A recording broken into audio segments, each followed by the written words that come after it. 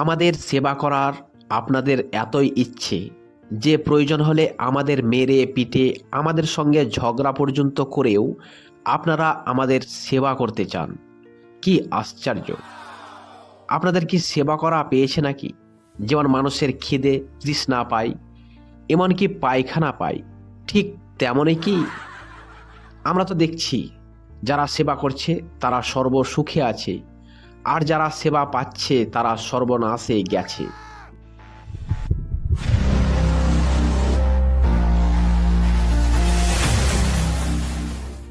নমস্কার, আমি তুষার, দার্শনিক জ্ঞান ও প্রকৃত সত্যের বিশ্লেষক। ফ্রেন্ডস, আজকে এক কঠিন বাস্তবতা নিয়ে আলোচনা করব, যা মানব জীবনের বর্তমান সামাজিক কাঠামোর অন্যতম প্রধান নীতি, যেটি হলো রাজনীতি। রাজনীতি কথাটি তখনই আসে যখন রাষ্ট্রের অস্তিত্ব থাকে, কারণ রাজনীতির ধারণা রাষ্ট্রীয় পরিকাঠামোর ওপর নির্ভরশীল। রাজনীতি কথাটির অর্থ খুব সাধারণভাবে বললে সমাজ বা রাষ্ট্রকে পরিচালনা করার কৌশল, নীতি এবং ক্ষমতার ব্যবহার।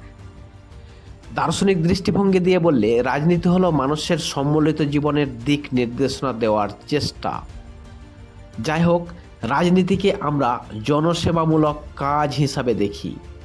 আমরা মনে করি শিক্ষক, চিকিৎসক, সাহিত্যিক, রাজনীতি ইত্যাদি সব কাজগুলি জনসেবামূলক কাজের মধ্যে পড়ে। এই কাজগুলো মানুষের জন্য, মানবতার জন্য, ন্যায় নীতি, মানবিকতা বোধের জন্য, মানুষকে সুস্থ, আদর্শ এবং স্বাধীনভাবে বাঁচার পরিবেশ তৈরি করে দেয় বলে আমরা ভাবি।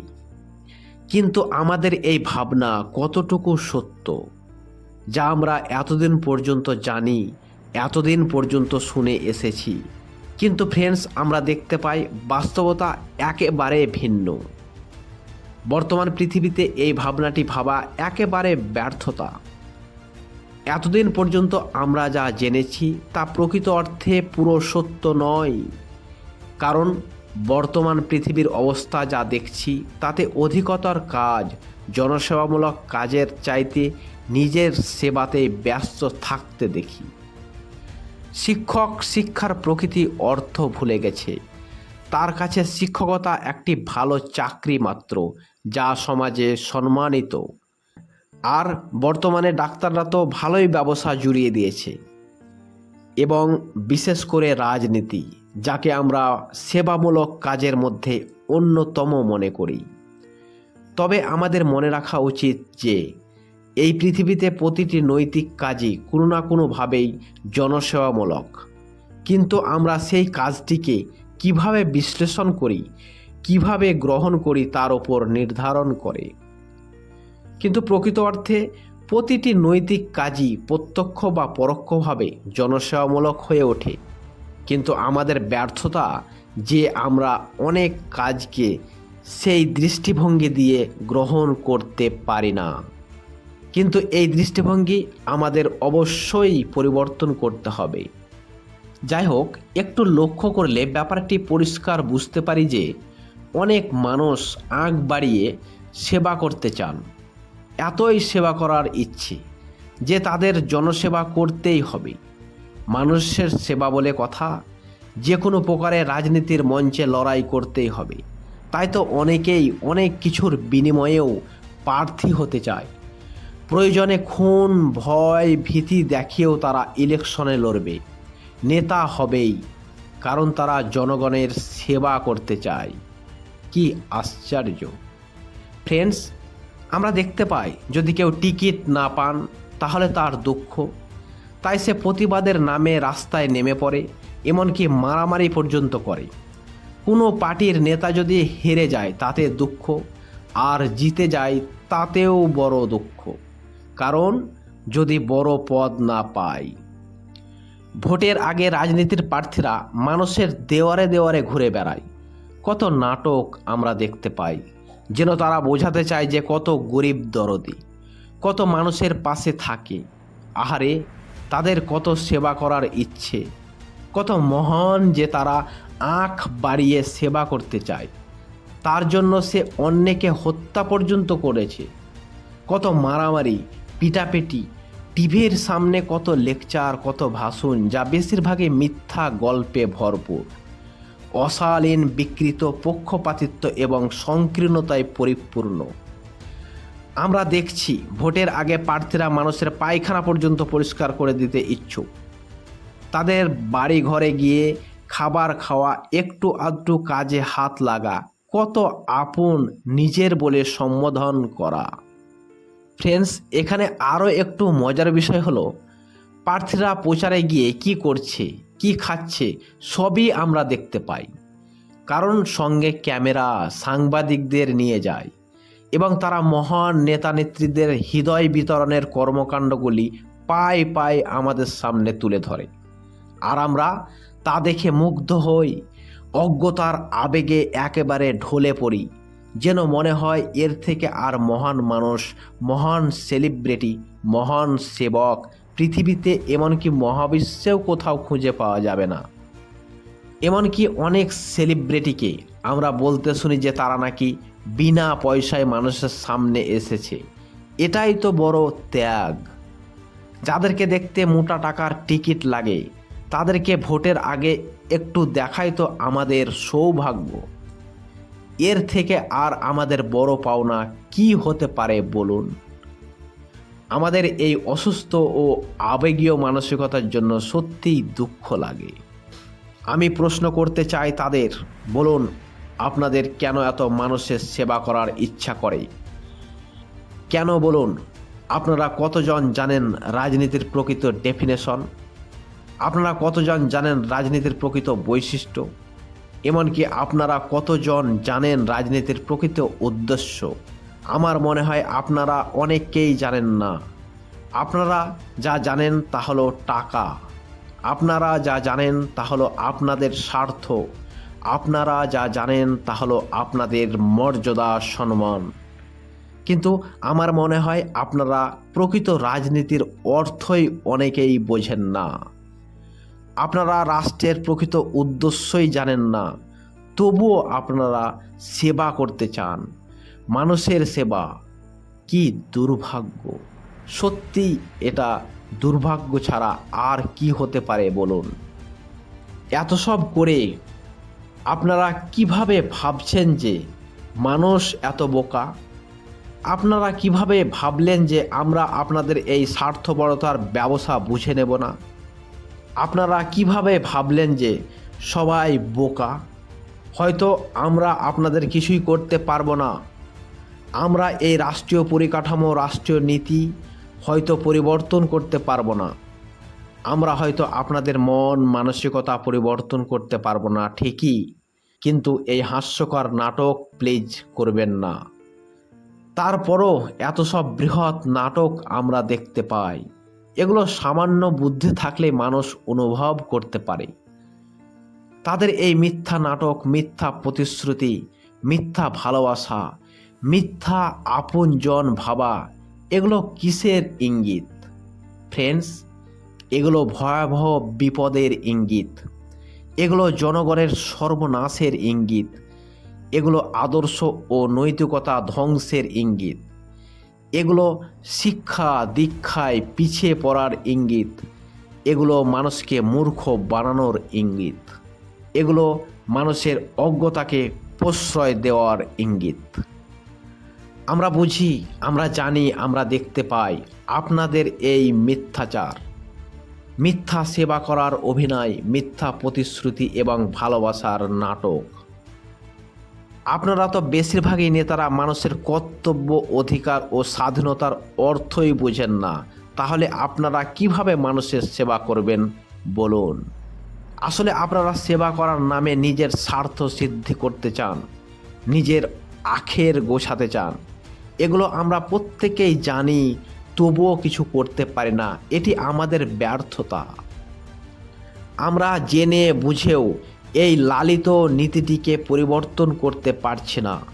সত্যিই আমরা দুঃখিত। মানুষ হিসাবে আমরা সত্যিই লজ্জিত।